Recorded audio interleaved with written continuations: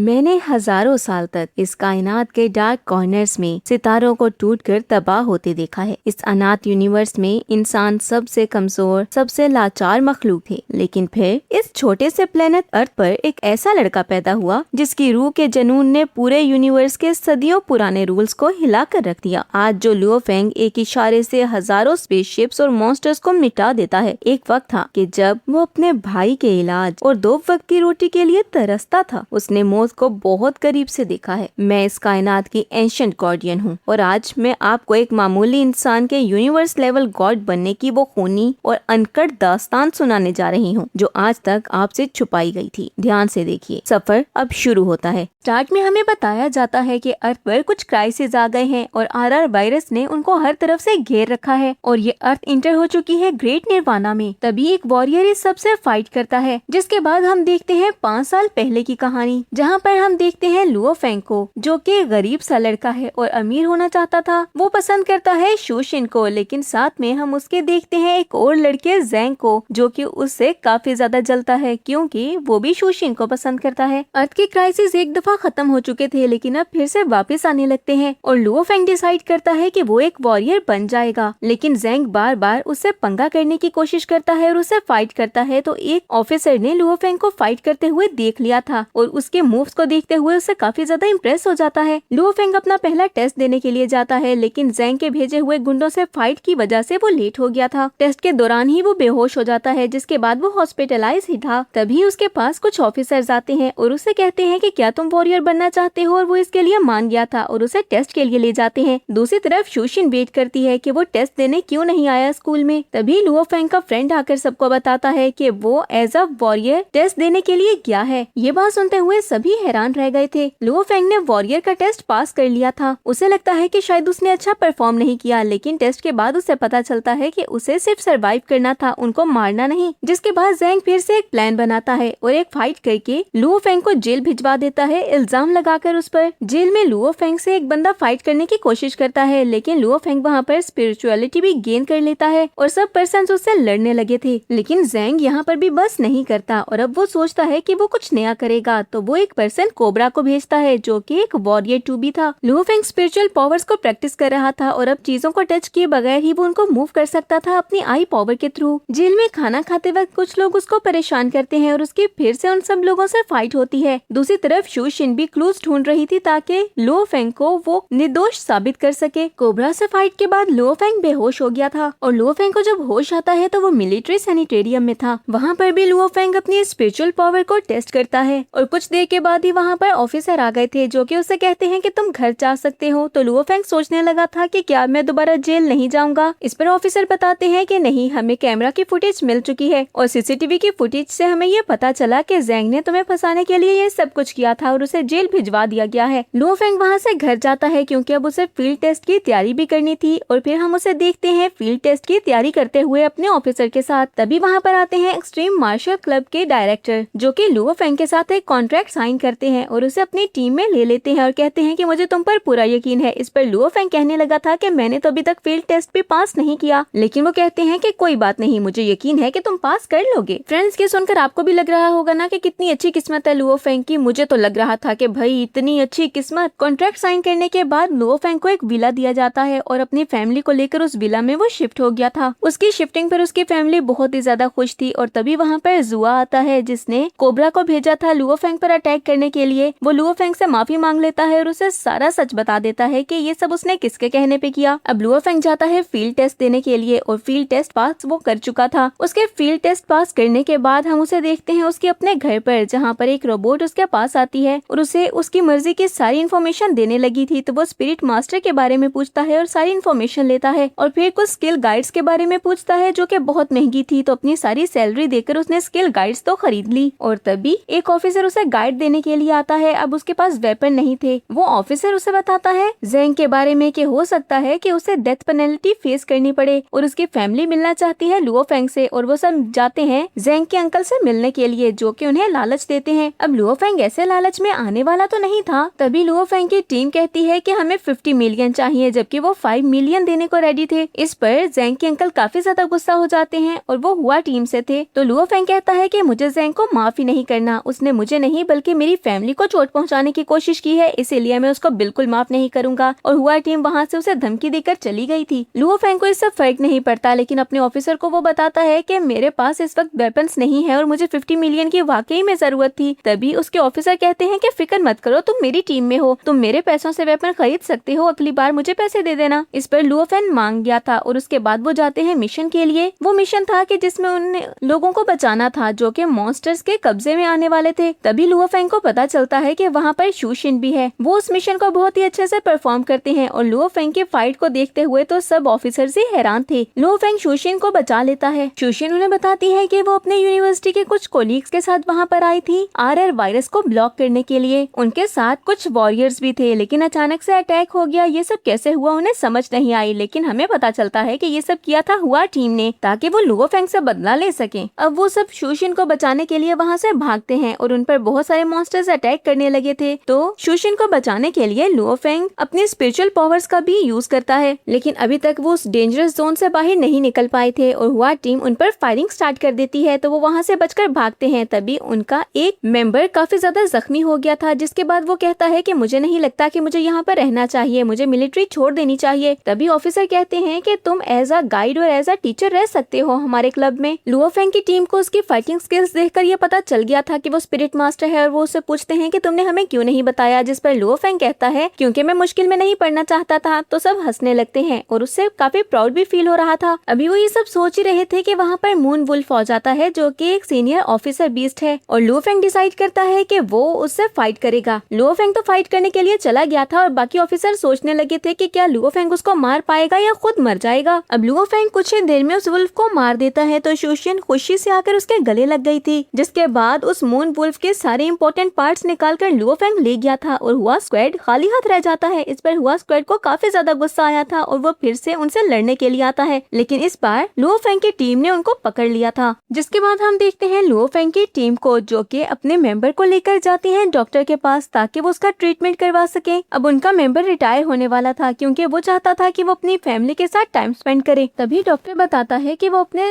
Robotic बाजू के बारे में सोच सकता है, लेकिन फिर वो एज अ वॉरियर काम नहीं कर सकेगा। तभी लुओ फेंग के दिमाग में एक आइडिया आता है और लुओ फेंग सोचने लगा था कि हुआ के लिए भी मैं रोबोटिक टांग के बारे में सोच सकता हूँ। जिसके बाद उसे जीन रीजनरेशन के बारे में पता चलता है, लेकिन वो बहुत ही ज्यादा एक्सपेंसिव थी और इतने पैसे तो लुओ फेंग के पास थे भी नहीं। तभी वो अपने घर वापस चला जाता है और उसके साथ ही उसका वो टीम मेंबर भी वापस अपनी फैमिली के पास चला गया था। और जैसे ही वो अपनी टीम मेंबर को अपनी फैमिली से मिलते हुए देखता है तो सोचने लगा था कि हुआ टीम को इसका बदला देना होगा। वो शूशिन को दोबारा से जॉब पर देखता है तो उसे कहने लगा था कि तुम कुछ टाइम रेस्ट कर लेती, लेकिन शूशिन कहती है कि मेरा आना जरूरी था। दूसरी तरफ शूशिन के भाई को लुओ फेंग बिल्कुल भी पसंद नहीं आता क्योंकि लुओ फेंग अभी भी गरीब है और शूशिन की फैमिली बहुत ही ज्यादा अमीर। जिसके बाद हम लुओ फेंग को देखते हैं जो कि अपनी स्पिरिचुअलिटी को बढ़ाने के लिए और भी ज्यादा प्रैक्टिस करता है क्योंकि उसे वॉरियर फाइट करनी थी। अब वक्त गुजरता है और लुओ फेंग काफी सारे मॉन्स्टर्स को मारने लगता है कि एक दिन रेड मॉन्स्टर्स का अटैक हो गया था और वो इतने ज्यादा थे कि लुओ फेंग उनसे फाइट नहीं कर सकता था। और तभी वहाँ पर आता है लू गैंग और उसकी साब्रे स्किल्स और थंडरिंग पावर को देखकर तो लुओ फेंग सोचता है कि मुझे भी इसके जैसा बनना है। लू गैंग लुओ फेंग को भी थंडरिंग टेक्निक सिखाता है और उसके बाद जब उसे लगा था कि वो सब यहाँ से ऐसे नहीं बच सकते तो उसने लुओ फेंग और दूसरे साथी को वहाँ से निकाल दिया था और लू गैंग अकेला ही उन रेड्स का मुकाबला करता है और उन रेड्स को तो उसने खत्म कर दिया था, लेकिन इस सब में उसकी अपनी जान चली जाती है। जिस पर लुओ फेंग और भी ज्यादा निराश हो गया था और थंडरिंग साब्रे की प्रैक्टिस वो स्टार्ट कर देता है और सोचता है कि कुछ भी हो जाए मैं हार नहीं मानूंगा। लू गैंग के फ्यूनरल पर ही शूशिन के ब्रदर को ये बात पता चलती है कि लुओ फेंग कितना ज्यादा पावरफुल है और वहाँ पर लुओ फेंग सब इम्पोर्टेंट पर्सनैलिटी से मिलता है। लुओ फेंग अपनी फैमिली को बता देता है कि वो जिंदा है, जिस पर उसकी फैमिली ने सुख का सांस लिया था। और दूसरी तरफ हुआ टीम डिसाइड करती है कि किसी तरह वो लुओ फेंग को खत्म ही कर देंगे। आखिर इतने ग्रजेस लुओ फेंग अपनी टीम के साथ डिसाइड करता है कि चाहे कुछ भी हो जाए वो लू गैंग की इस कुर्बानी को जाया नहीं होने देंगे और फिर से निकल गए थे एक नए मिशन पर जहाँ पर उनको मिलते हैं फिर से सीनियर बीस्ट ऑफिसर्स। अब मौका देखते हुए हु शियाओ अटैक करने के लिए आते हैं लुओ फेंग के ऊपर और लुओ फेंग छुप गया था। जिसके बाद वो उनके सामने आता है और उनसे फाइट करने लगता है और उन्हें इस बात का एहसास हो गया था कि लुओ फेंग काफी ज्यादा पावरफुल है, लेकिन फिर भी वो उसके ऊपर शूट कर देते हैं। तभी लुओ फेंग अपनी स्पिरिचुअल पावर का यूज करता है जिससे उनको ये बात पता चली थी कि वो एक स्पिरिट मास्टर है। लेकिन एक गलती जो हु शियाओ कर चुका था वो ये था कि उसने अल्ट्रासाउंड डिवाइस वहाँ पर एक्टिवेट करके रख दी थी। अब हम देखते हैं लुओ फेंग को जो कि उसको वहाँ पर इंजर्ड करके छोड़ जाता है और वहीं पर बीस्ट मॉन्स्टर्स आ गए थे जो कि आकर उन दोनों पर अटैक कर देते हैं। उनकी टीम उनको ढूंढ रही थी और जैसे ही वो वहाँ पर पहुँचती है तो उन्हें ये बात पता चलती है कि हु और श्याओ तो मॉन्स्टर्स का खाना बन चुके हैं और दूसरी तरफ लुओ फेंग भी एक जगह छुपा हुआ था। तभी हुआ टीम डिसाइड करती है कि हमें अपने उन साथियों को नहीं ढूंढना चाहिए, अगर वो मॉन्स्टर्स का खाना बन गए हैं तो बनते रहें। लेकिन तभी उन्हें पता चलता है कि अल्ट्रासोनिक डिवाइस अभी तक ऑन है और उसको एक्टिवेट ही छोड़ दिया गया था। तभी वहाँ पर और ज्यादा मॉन्स्टर्स आ जाते हैं। अंकल वैंग आकर उनको बचा तो लेते हैं और उसके बाद उनकी सारी कन्वर्सेशन लुओ फेंग सुनता है और वो दिमाग में प्लानिंग भी करने लगा था कि अब कौन होगा नया गॉड ऑफ वॉर।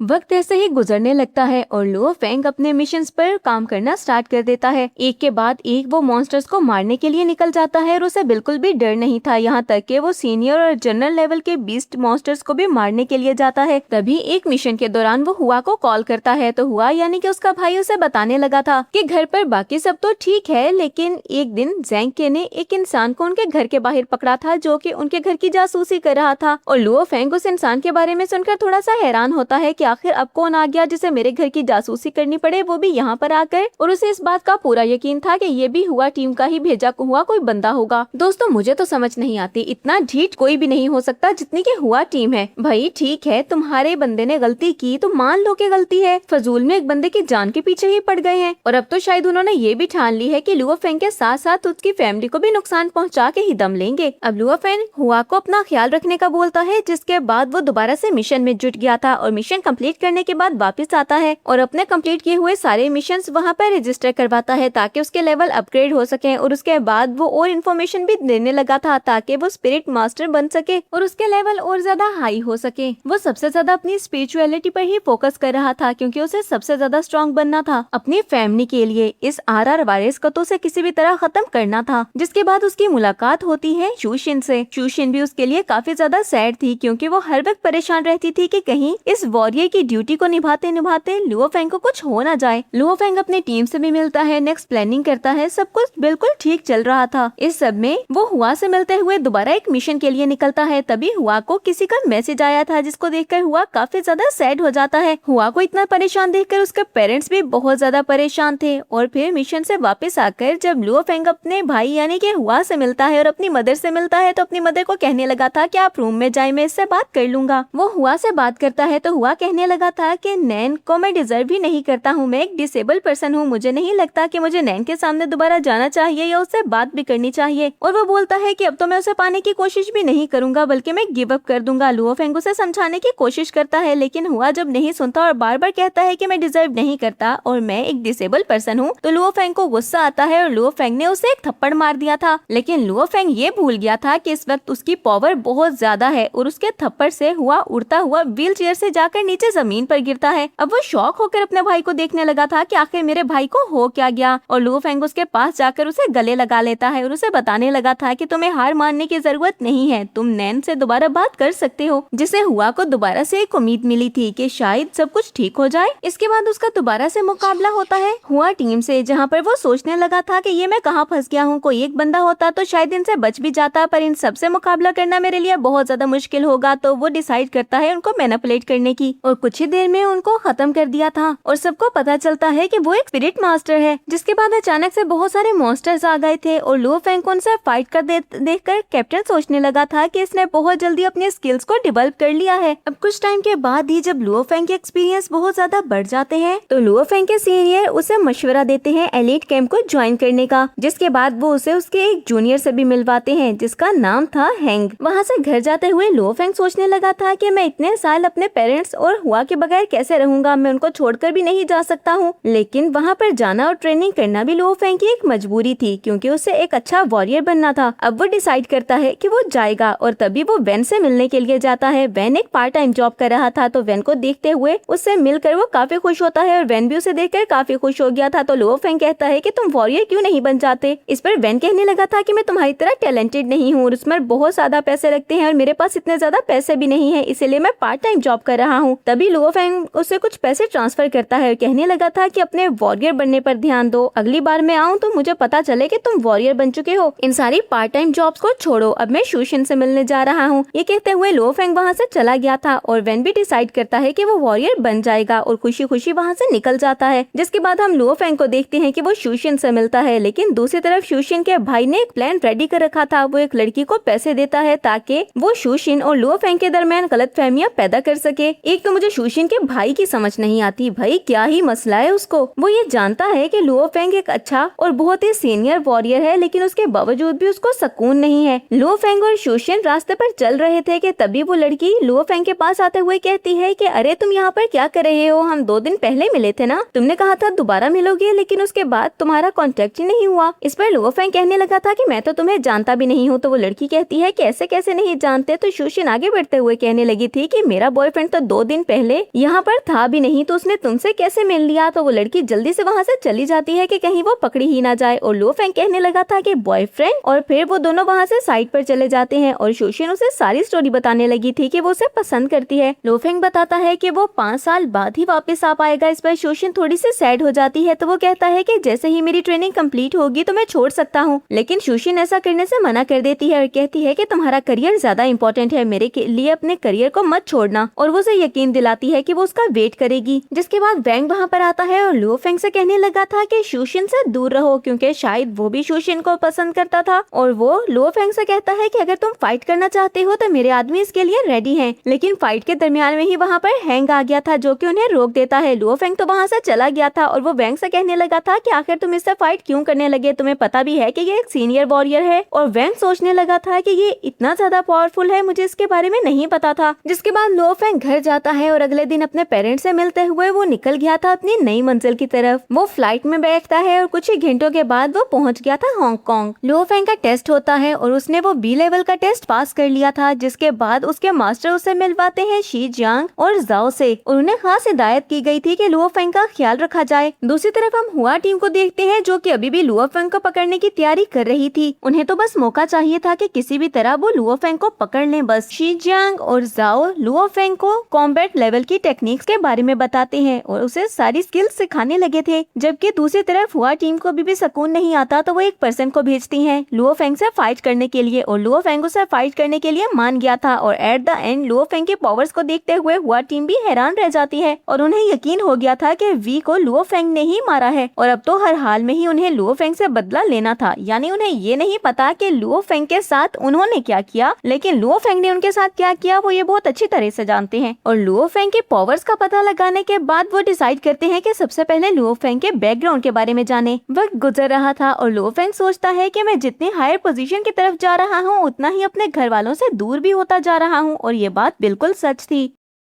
अब लुओ फेंग सोते हुए एक बुरा ख्वाब देखता है जिसकी वजह से वो डर कर उठ गया था और उठने पर एक बुरी खबर उसको मिलती है कि जियांगनान सिटी पर दोबारा से मॉन्स्टर्स का अटैक हो चुका है। लुओ फेंग वहाँ से भागता है और वो देखता है शी जियांग और जाओ को भी, जिनको रोका गया था कि वो वहाँ पर फाइट करने के लिए नहीं जाएंगे। तो लुओ फेंग कहता है कि मैं जाऊंगा, तो उसे भी मना किया जाता है और उसे ये भी बताया गया था कि इस बार अटैक में शामिल एक किंग बीस्ट भी है जिसको मारना तुम्हारे लिए इम्पॉसिबल हो जाएगा। दूसरी तरफ HR अलायंस को कॉल की जाती है ताकि मेडिकल सपोर्ट हासिल की जा सके वॉरियर्स के लिए। फार कॉल उठाते हुए कहती है कि हमारा तो काम ही है वॉरियर्स की हेल्प करना, मैं सोल्जर्स के लिए अभी ही मेडिकल सपोर्ट भिजवा देती हूँ। और फिर कॉल करते हुए कहने लगी थी कि जितनी भी मेडिकल सपोर्ट वहाँ पर मौजूद है वो भी वापस ले आओ डिपार्टमेंट में, और वहाँ पर सोल्जर्स को कुछ भी नहीं मिलना चाहिए। यानी कि ये हुआ टीम के साथ मिलकर करना क्या चाहते थे, अपने ही लोगों के दुश्मन बने हुए हैं ये लोग। दोस्तों मुझे तो समझ नहीं आता, ऐसी कंडीशन में एक इंसान के दिमाग में सिर्फ यही आ सकता है कि वो अपने लोगों को बचा ले और इस फ्यूचर में होने वाली डिस्ट्रक्शन को किसी तरह से खत्म कर दे। लेकिन ये तो इस डिस्ट्रक्शन को और ज्यादा बढ़ाना चाहते थे। किसी से इतनी ज्यादा नफरत कोई कैसे कर सकता है, या फिर उनका मकसद था पावर और फेम हासिल करना। दूसरी तरफ हम लुओ फेंग को देखते हैं जो कि जाता है किंग बीस्ट से फाइट करने के लिए, और वहाँ पर जब वो बुरी तरह से फंस गया था तो वहाँ पर देखता है इंस्ट्रक्टर जियांग को जो कि उसकी हेल्प करने के लिए आ गए थे, और वहीं पर इंस्ट्रक्टर जियांग की जान चली जाती है। लुओ फेंग अपनी सारी पावर का यूज करता है और किंग बीस्ट को तो उसने मार दिया था, लेकिन उसे ये दुख नहीं भूलता कि इंस्ट्रक्टर जियांग उसको बचाते हुए मर गए। तभी इंस्ट्रक्टर जियांग के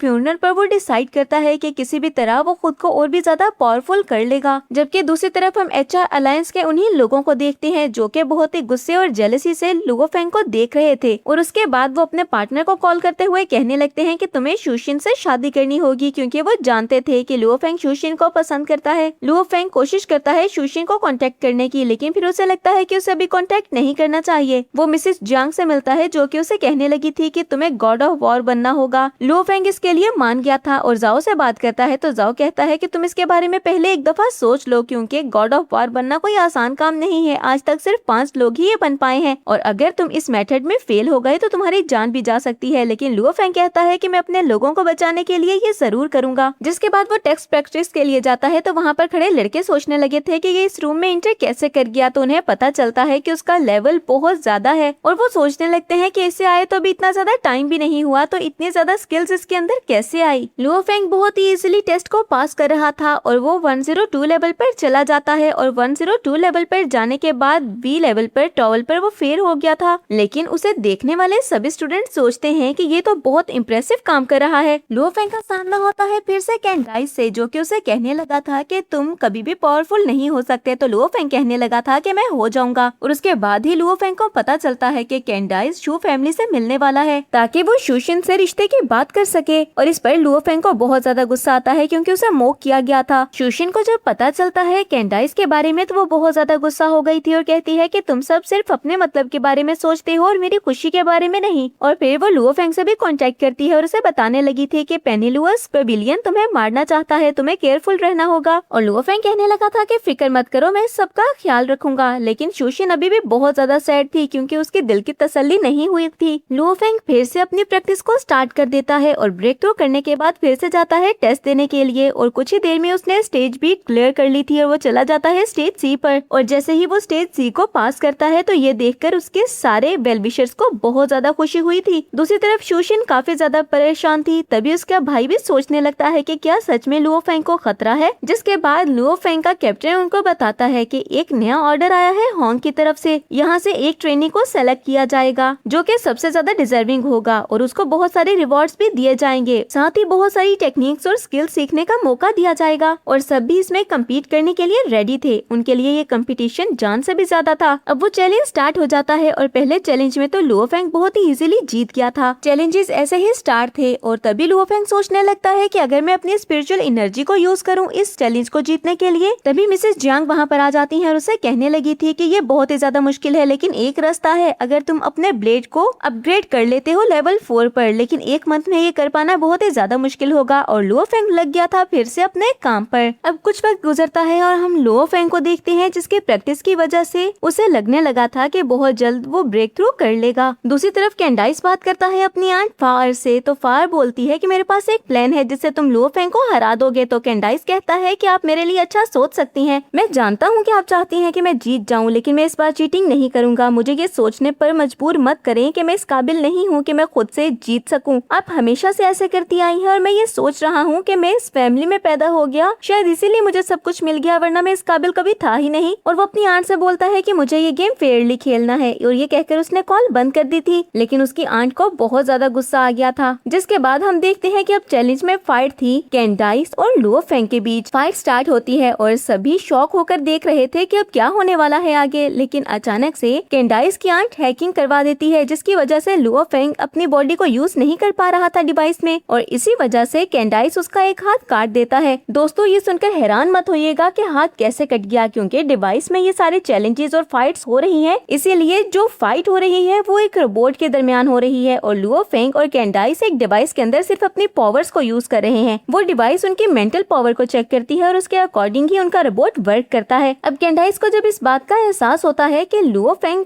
इतनी जल्दी हारने वाला तो नहीं है, तो फिर कैंडाइस का वार काम कैसे कर गया, तो उसने वहीं पर अपने अटैक को रोक दिया था। और 30 सेकंड के बाद जैसे ही हैकिंग कंप्लीट होती है और उसे पता था कि उसकी आंट ने ये करवाया होगा, तो वो लुओ फेंग से कहता है कि मैं भी अपने एक हाथ का यूज नहीं करूंगा। और उसके बाद वो दोबारा से फाइट स्टार्ट करते हैं और लुओ फेंग वो फाइट जीत गया था, जिसके बाद उसे ड्रैगन ब्लड मिल जाता है एज अ रिवॉर्ड, और उसको यूज करते हुए वो अपनी स्पिरिचुअल बॉडी को और ज्यादा स्ट्रॉन्ग कर लेता है। और तभी कैप्टन उसकी बॉडी को देखते हुए कहने लगे थे कि ये मीडियम गॉड ऑफ वॉर के लेवल पर है। दूसरी तरफ हम देखते हैं वीली और फायर को, जो कि बहुत ही ज्यादा जेलस हो रहे थे लुओ फेंग से और कहने लगे थे कि हम उसको छोड़ेंगे नहीं। जबकि हम शूशिन को भी देखते हैं जिसका भाई आता है उसके पास और कहने लगा था कि ग्रैंडपा दोबारा से अपने फैसले के बारे में सोच रहे हैं, क्योंकि उन्हें लगता है कि शायद उन्होंने जल्दबाजी में गलत फैसला कर लिया और उन्हें लुओ फेंग के बारे में भी सोचना चाहिए। तुमने टीवी देखा, हर तरफ लुओ फेंग की ही बात हो रही है। और शूशिन सोचती है कि लुओ फेंग मेरा मान रखने के लिए थैंक यू। जिसके बाद लुओ फेंग मिलता है सर होंग से, जो कि उसे बहुत सी इंपॉर्टेंट बातें बताते हैं और कहते हैं कि तुम्हारी फैमिली मेरी जिम्मेदारी है, उन्हें कुछ भी नहीं होगा। लेकिन साथ में वो ये भी बताते हैं कि पॉनली नोस फैमिली एक दफा हार चुकी है तुमसे, तुमने कैंडाइस को हराया तो अब उनकी दुश्मनी तुमसे और भी ज्यादा बढ़ जाएगी। जिसके बाद हम उन्हें देखते हैं नए मिशन पर, जहाँ पर एक पर्सन कैंडाइस के पास आकर कहने लगा था कि हमारा मकसद तो सेम है, तो हम लुओ फेंग को ज्वाइन क्यों नहीं कर लेते। तो कैंडाइस कहने लगा था कि ये मेरा लास्ट ऑपरेशन है, नेक्स्ट ऑपरेशन मैं करूंगा ही नहीं और जा रहा हूँ यहाँ से। दूसरी तरफ हम याओ को देखते हैं जो कि लुओ फेंग की तरफ आता है ताकि उसको खत्म कर दे, लेकिन लुओ फेंग उस पर अटैक करते हुए वहाँ से निकल गया था। बेशक लुओ फेंग काफी ज्यादा इंजर्ड हो जाता है, लेकिन वो सोचता है कि याओ यानी कि वीली के पास एक गॉड पावर सूट है, मैं उसका मुकाबला ऐसे नहीं कर पाऊंगा। हाँ, मैंने बहुत से लोगों को जख्मी कर दिया है, अभी वो मेरे पीछे नहीं आएगा। और दूसरी तरफ वीली सोचता है कि मैं भी देखता हूँ कि तुम कब तक बचते हो, अब तुम असल गॉड पावर को देखोगे।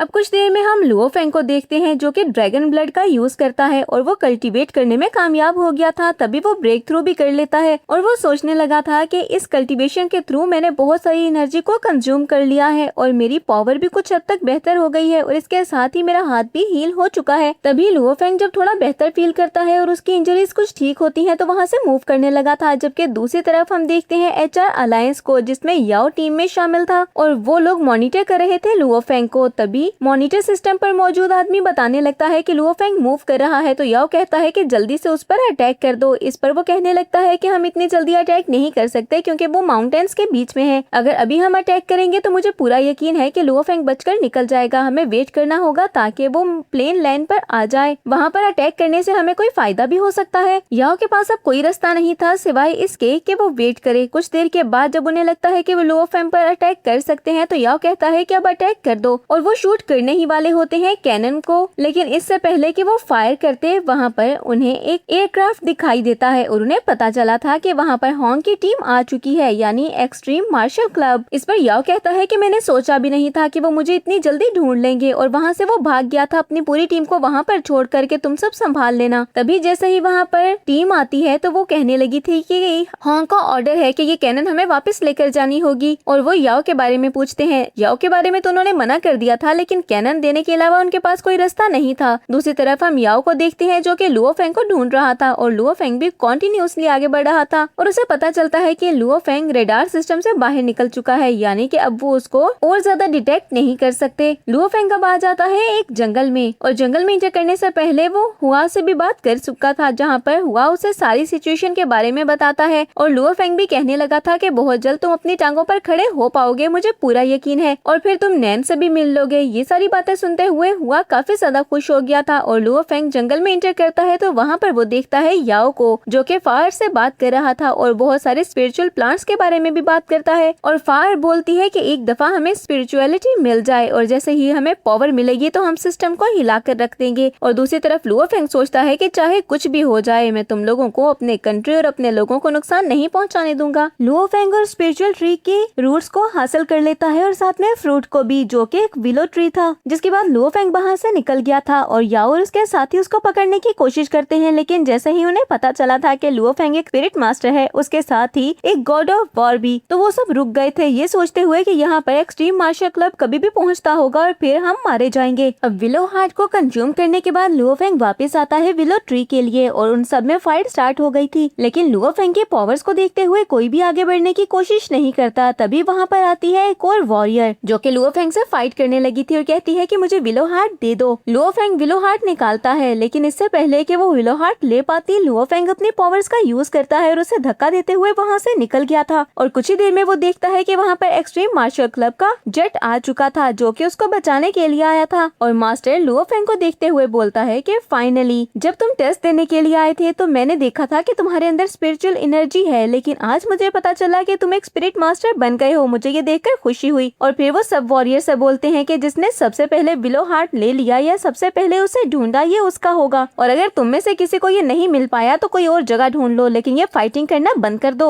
अभी हम देखते हैं मास्टर को जो कि लुओ फेंग से कहने लगे थे कि मुझे पूरा यकीन था कि एक दिन तुम कामयाब हो जाओगे, लेकिन मुझे ये नहीं पता था कि तुम सिर्फ 19 साल की उम्र में एक गॉड ऑफ वॉर और एक स्पिरिट मास्टर बन जाओगे। जिस पर लुओ फेंग भी काफी ज्यादा खुश हो जाता है। और अभी इनकी बातें चल ही रही थी कि तभी हम देखते हैं कि विलो ट्री ने अटैक करना स्टार्ट कर दिया था और बहुत सी ब्रांचेस उन पर अटैक करने के लिए आ जाती हैं और वहाँ पर जितनी भी जगह थी वो सारी फ्रीज होने लगी थी। तभी लुओ फेंग और बाकी एक्सट्रीम मार्शल क्लब के लोग वहाँ से जेट में बैठकर चले जाते हैं। दूसरी टीम भी वहाँ से निकल आती है, जिसके बाद हम उसी वॉरियर लड़की को देखते हैं कि वो वहाँ पे विलो हार्ट्स मांगने लगी थी और एचआर अलायंस के पास और कोई रास्ता नहीं था सिवाय इसके कि वो उसको वो हार्ट दे देते। लेकिन इतने में वहाँ पर एक और जेट आता है जिसमें से एक पर्सन बाहर निकलता है और वो था हेल, जो कि उनको कुछ ऑर्डर्स देता है। जिसके बाद वो भी चला गया था और हम देखते हैं याओ को जो कि बहुत ही ज्यादा डिसहार्ट हो चुका था, वो वापस जाता है। अब फायर उसके पास आते हुए बोलती है कि तुम इतने ज्यादा डिसहार्ट क्यों हो, तो वो कहता है कि मैं सोच भी नहीं सकता था कि वो एक गॉड ऑफ वॉर और स्पिरिट मास्टर बन जाएगा। अब मुझे नहीं लगता कि अगर हमने उसके खिलाफ और ज्यादा काम किया तो कोई हमारा साथ देगा, सब हमारे खिलाफ हो जाएंगे और फिर हमारे लिए बिल्कुल भी अच्छा नहीं होने वाला। लेकिन फायर को अभी भी सुकून नहीं था। वो कहती है कि अरे ऐसा कैसे हो सकता है, हम उससे बदला लेंगे और उसे खत्म करके ही दम लेंगे। दोस्तों, आपको नहीं लगता कि ये वाली दुश्मनी बेकार है? अगर आपके पास टैलेंट है तो आप वैसे ही उससे ज्यादा अच्छे और ज्यादा सक्सेसफुल बन सकते हैं। उससे इतनी दुश्मनियां पालने की क्या जरूरत है, और वो भी सिर्फ इस वजह से कि वो बहुत ज्यादा टैलेंटेड या एक्स्ट्रा ऑर्डिनरी है। लुओ फेंग से मिस्टर होंग मिलना चाहते थे तो लुओ फेंग जाता है मिस्टर होंग से मिलने के लिए, जहाँ पर मिस्टर होंग उसे स्पिरिट प्लांट्स के बारे में बताने लगते हैं। वो लुओ फेंग से काफी ज्यादा इम्प्रेस थे और उसके बाद उसे ट्रेयर्स के बारे में भी बताते हैं और उससे पूछते हैं कि तुम क्या खरीदना चाहते हो। तो वो ब्लैक गॉड सूट परचेज करता है। जिसके बाद कुछ और आइटम्स थे जो कि उसे परचेज तो करने थे और तभी मिस्टर होंग उसे कुछ ऑप्शंस देते हैं कि वो अभी परचेज कर ले और बाद में वो क्लब को वापस कर दे इसी प्राइस पर जिस पर उसने परचेज किया था, या फिर अभी फ्री में ले जाए और बाद में फ्री में वापस कर दे। तो तभी ये बात सुनते हुए लुओ फेंग कहता है कि मैं सेकंड वाला ऑप्शन चूज करूंगा। तो होंग हंसते हुए कहता है कि तुमने काफी अच्छा ऑप्शन चूज किया। और फिर लुओ फेंग कहता है कि मुझे ट्रेयर्स को चूज करना तो बता दे और मिस्टर होंग उसे ट्रेयर्स के बारे में बताने लगते हैं। जिसके बाद मिस्टर होंग उसे दो ऑप्शन भी देते हैं और कहते हैं कि तुम्हें ट्रेनिंग कैंप में रहने की जरूरत नहीं है, या तो तुम कोच के लिए अप्लाई कर सकते हो टीम में जाकर, और दूसरा ऑप्शन ये है कि किसी और बेस सिटी में चले जाओ और वहाँ पर जाकर इंस्पेक्टर के तौर पर रहने लग जाओ। और लुओ फेंग चूज करता है कि वो जियांगनन सिटी पर जाना चाहता है वापस, ताकि वो अपनी फैमिली से भी मिल सके। अब लुओ फेंग की एक फाइट होती है बेस जर्नल कोमोडो ड्रैगन से और उसे हराने के बाद लुओ फेंग वापस जाने से पहले सबको फेयरवेल देता है। शी जियांग बहुत ज्यादा नाराज थी कि तुम हमसे मिलकर नहीं गए, लेकिन जाओ कहता है कि कोई बात नहीं, हम तुमसे मिल लेंगे जब भी हमें टाइम मिला। और दूसरी तरफ जियांगनन सिटी में ये बात पूरी तरह से फैल चुकी थी कि इंस्पेक्टर आ रहा है, और इंस्पेक्टर कौन था? Luo Feng. इस पर उसके सारे वेल विशर्स काफी ज्यादा खुश थे। कैंडाइस को जब ये बात पता चलती है कि लुओ फेंग यहाँ से जा रहा है तो वो सोचने लगा था कि तुम वाकई में कमाल थे लुओ फेंग। और शोशिन का भाई जो कि कुछ टाइम पहले लुओ फेंग की बुराइयां कर रहा था, जब उसे पता चलता है कि वो इंस्पेक्टर बन चुका है तो वो सोचने लगा था हाँ मैं तो पहले ही कह रहा था कि इसमें इतना ज्यादा पोटेंशियल है। और शोशिन उसे गुस्से से देखने लगी थी। अब लुओ फेंग वापस आता है और आकर अपनी फैमिली से मिलता है और उसके वापस आने पर सब बहुत ज्यादा खुश थे। लुओ फेंग इंस्पेक्टर की जॉब डिस्क्रिप्शन के बारे में जानने लगता है और दूसरी तरफ हम फायर को देखते हैं जो कि रोते हुए याओ को बताती है कि उनके बेटे को लुओ फेंग ने मार दिया और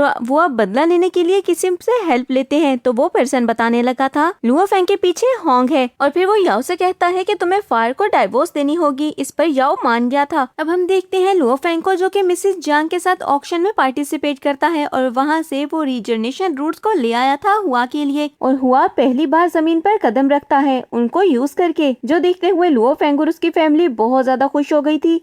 अब दोस्तों हम देखते हैं कि सोसाइटी में हर तरफ ये खबर फैल चुकी थी कि हुआ चलने लगा है, और इस पर सब लोग कहते हैं कि ये सब लुओ फेंग की वजह से हुआ। वो अपनी फैमिली का बहुत ख्याल रखता है और सब यहाँ पर लुओ फेंग की तारीफें भी करने लगे थे। जबकि दूसरी तरफ हम लुओ फेंग को देखते हैं जो कि शोशिन से मिलने के लिए जाता है, लेकिन वहीं पर आ गया था सुन चाओ। वहाँ पर आकर लुओ फेंग को थोड़ा सा डिग्रेड करने की कोशिश करता है क्योंकि उसे अभी लुओ फेंग के बारे में ज्यादा नहीं पता था, और उसे अपने पैसा दिखाकर बहुत ही ज्यादा नीचा दिखाने की और एम्बेरस करने की कोशिश करता है। इस पर शोशिन को भी गुस्सा आ गया था, तो वो शोशिन को बोलता है कि मैं तुम्हारे लिए ये गाड़ी लेकर आया हूँ तुम्हारे बर्थडे गिफ्ट के तौर पर। इतने में शोशिन का भाई वहाँ पर आ जाता है और लुओ फेंग को देखते हुए कहने लगा था, ब्रदर इन लॉ आप यहाँ पर, मुझे पता नहीं था कि आप शोशिन से मिलने के लिए आ रहे हैं, आप मुझे एक दफा बता देते। इस पर शोशिन पहले तो हैरान होती है कि ये इतना अच्छा कब से हो गया, लेकिन वो शर्मा भी गई थी। तभी उसका भाई कहता है कि लुओ फेंग मेरी बहन थोड़ा सा शर्माती है, इसीलिए प्लीज माइंड मत करना। और सुन चाओ से भी कहने लगा था कि क्या तुम जानते हो कि मेरा brother in law Luo Feng है कौन? ये इंस्पेक्टर है एक्सट्रीम मार्शल क्लब में। और दूसरी तरफ शोशिन तो सोचने लगी थी कि आखिर मेरे भाई को हो क्या गया है, इतनी ज्यादा तब्दीली। लेकिन शायद उसके भाई को भी इस बात का एहसास हो गया था कि लुओ फेंग ही उसकी बहन के लिए एक अच्छा लाइफ पार्टनर साबित होगा। तभी लुओ फेंग का जेट वहाँ पर आ जाता है जिसमें वो शोशिन को लेकर चला गया था और वो सबसे बोलता है कि इसमें सिर्फ 2 ही सीट्स हैं, तो मैं किसी और को ऑफर नहीं करवा सकता। और शोशिन का भाई सोचता है कि ये जेट तो अभी हम भी अफोर्ड नहीं कर सकते। और दूसरी तरफ सुन चाओ जो गाड़ी शोशिन के लिए लेकर आया था गिफ्ट के तौर पर, उसमें शोशिन का भाई बैठते हुए कहता है थैंक यू, मुझे ये गाड़ी बहुत पसंद आई, और लेकर चला गया था। अपने प्लान की हुई प्लेस पर लुओ फेंग शोशिन को लेकर जाता है और वहीं पर उसने उसे प्रपोज किया था, जहाँ पर वो एक दूसरे से अपनी फीलिंग्स को कन्फेस करते हैं। और फिर वहाँ से आ गए थे वो एक पार्टी में जहाँ पर शोशिन अपने ग्रैंडपा के साथ थी। और वहाँ पर जैसे ही लुओ फेंग आता है तो ग्रैंडपा भी उसे देखकर काफी ज्यादा इम्प्रेस हो गए थे। लेकिन इतने में एक नई तबाही उनका वेट कर रही थी। सबको बताया जाता है कि मेरीन मॉन्स्टर्स आ चुके हैं और ग्रेड 1 के मेरीन मॉन्स्टर से फाइट करने के लिए लुओ फेंग फौरन ही वहाँ से निकल गया था। सब बहुत ज्यादा परेशान होते हैं और लुओ फेंग मेरीन मॉन्स्टर से फाइट करके वापस आ जाता है। लेकिन सोचने लगा था कि इन मेरीन मॉन्स्टर्स ने इतनी ज्यादा डिस्ट्रक्शन कर दी और अगर मेरे पास और पावर ना हुई और दोबारा मॉन्स्टर्स आए तो फिर मैं क्या करूंगा। जिसके बाद वो मिस्टर होंग से भी बात करता है और उसे बोला गया था कि वो एंशिएंट सिविलाइजेशन में जाए ताकि वो अपनी कल्टीवेशन को और ज्यादा बढ़ा सके, और लुओ फेंग इसके लिए मान गया था। अब लुओ फेंग को एंशिएंट सिविलाइजेशन में भेज दिया जाता है और उसके सब वेल विशर्स उसके लिए प्रे करने लगते हैं। कुछ टाइम के बाद ही कुछ ऑफिसर्स तो वहाँ से वापस आ जाते हैं, लेकिन लुओ फेंग वापस नहीं आ पाता। उसकी फैमिली काफी ज्यादा निराश हो गई थी और शोशिन भी बहुत ज्यादा रोती है, लेकिन तभी परेशान होती है। लेकिन इसके बाद वो कहते हैं कि जब तक एक्सट्रीम मार्शल क्लब की तरफ से कोई खबर नहीं आती उन्हें उम्मीद नहीं छोड़नी चाहिए। सब लोग यही प्रे कर रहे थे कि लुओ फेंग वापस आ जाए, लेकिन जब काफी टाइम वेट करने के बाद भी लुओ फेंग वापस नहीं आता तो एक्सट्रीम मार्शल क्लब ये न्यूज सबको बता देता है कि लुओ फेंग मर चुका है। इस खबर ने लुओ फेंग की फैमिली को तो तोड़ के रख दिया था। जबकि हम दूसरी तरफ देखते हैं लुओ फेंग के दुश्मनों को, जिनकी खुशी की तो कोई इंतहा ही नहीं थी। अब हम वैन को भी देखते हैं, जिसे जब ये बात पता चलती है कि लुओ फेंग मर चुका है तो वो रोते हुए बोलता है कि मैंने वॉरियर टेस्ट पास कर लिया लेकिन तुम ही नहीं रहे लुओ फेंग। अब मैं ये गुड न्यूज देने कैसे आऊंगा, तुम्हें कैसे बताऊंगा कि मैं वॉरियर बनने वाला हूँ। मुझे तो तुम्हें खुश देखना था, तुम्हारी खुशी के लिए मैंने वॉरियर टेस्ट पास किया ताकि तुम मुझे कामयाब होते हुए देख सको। अब ऐसे ही वक्त गुजरने लगा था। दूसरी तरफ याओ और फार को जैसे ही ये बात पता चलती है कि लुओ फेंग मर चुका है तो वो सोचने लगे थे कि फाइनली हम नहीं मार सके, लेकिन वो मर तो गया। और फिर वो डिसाइड करते हैं कि अब लुओ फेंग की फैमिली को भी हमें परेशान करना होगा और उन्हें हम टॉर्चर करते रहेंगे ताकि उनसे बदला ले सके। दोस्तों आपको नहीं लगता कि ये कुछ ज्यादा ही घटिया किस्म की फैमिली थी? यानी कि अगर लुओ फेंग से दुश्मनी है तो है, उसकी फैमिली से तो आपकी कोई दुश्मनी है ही नहीं। अगर उनको ये लगता है कि लुओ फेंग ने उनके बेटे को मारा, जो कि